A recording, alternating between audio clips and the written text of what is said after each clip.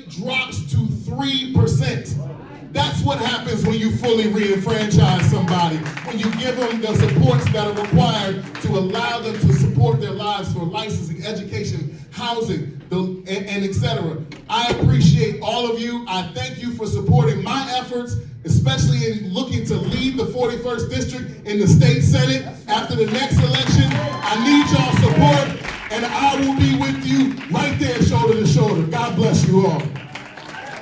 Before you go anywhere, right, you know in Bill fashion, we always have an ask.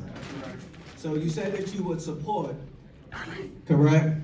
So we are asking at Bill, will you co-sponsor the Fair Chance of Housing Bill in Annapolis? Yeah, awesome. He said yes. At least get on the knee. He said yes. So does a fair chance of housing for all Marylanders make sense, yes or yes? Yes. Yes? Awesome. I also want to call up Delegate Sean Stinnett as well as Council President Zeke Cohen.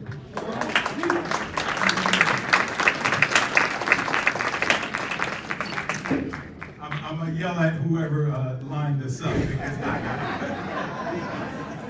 tell you, that's my man, and everything he says, he's definitely the 10 toes down brother. But good afternoon. I'm Delegate Sean A. Stinnett. You don't even have to come up and ask me yes already. Because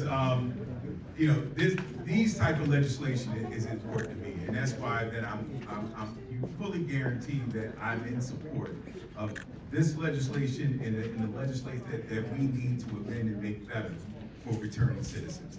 I at least talk to Christopher Dews constantly every other week about what we need to do. My mother, and I'm hoping, I know that was my mother of the experience that you had, because she is a retired supervisor for Division of Rural Probation. She retired some years, but her and I always constantly gone back and forth as far as just the way the law was written. And eventually she had to leave because it was just too taxing. But I would say that in these bills, and actually it's coming out of the committee that I serve on. I serve on the Judiciary Committee, which I know I'm going to rely on my brother right here, as far as to make sure that I'm saying and I'm advocating for the right bills that can support and that will support the returning citizens. I also, in terms of youth, I also serve on the Family and Juvenile Law Subcommittee, as well as the Civic and Procedure Subcommittee. So I'm going to be relying on you all. So when you come down, I believe I read it was February the 9th, to make sure you come to room 315 first, and then Delegate Ruff is going to drop the mic and shut it down. But just make sure that I'm doing my part. That's what's going to make me successful and come back, because when I raised my hand as far as and took the oath, when I got sworn in on March the 3rd, I said this is a win for the community. And this is a win for the community, because I only can be strong as far as to be providers of you all.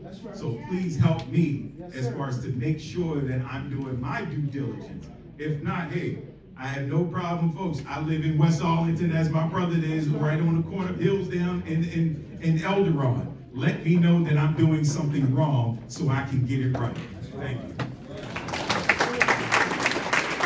There's a lot of conversation about who gets the credit for that, right? Well, let me tell you this. You know who gets the credit for the homicides being down? Baltimore gets the credit for the homicides being down. That is my mayor, Brandon Scott. That's my state attorney, Adam Bates. That's my governor, Westmore. That is all the people that are in this room. Because I want to be really clear. Baltimore is doing it a different way. We're not mass incarcerating people like we did in the 90s and during the war on drugs. We're not just locking a whole bunch of people up and throwing them away for the rest of their lives. We're doing it in a way that preserves people's dignity, that is trauma-informed, that acknowledges that people are not their worst. Schools that didn't have heat, didn't have air conditioning, didn't have drinkable potable water. And I remember seeing bars on the windows so that no natural light could get into my classroom.